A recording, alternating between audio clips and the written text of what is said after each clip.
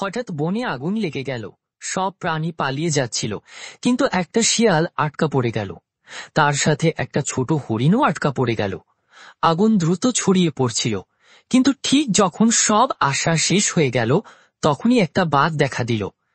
সে দূর থেকে পুরো ব্যাপারটা দেখছিল, এবং এখন সে এগিয়ে এসে হরিণ এবং শিয়াল উভয়কেই বাঁচালো।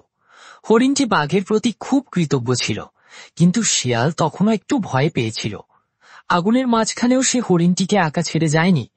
বাঘটি এটি লক্ষ্য করে তাকে জিজ্ঞাসা করল, তুমি কেন চলে যাওনি?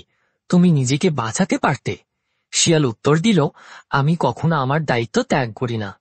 বাঘ বুঝতে পেরেছিল যে শিয়াল একটি সাহসী এবং দায়িত্বশীল প্রাণী, তাই সে তাকে ছেড়ে দেওয়ার সিদ্ধান্ত নিয়েছে। সে জানত যে পরিস্থিতি যতই বিপজ্জনক হোক না কেন, শিয়াল তার পরিবারকে ছেড়ে যাবে না। ভিডিওটি ভালো লাগলে লাইক এবং সাবস্ক্রাইব করতে ভুলবেন না। ধন্যবাদ।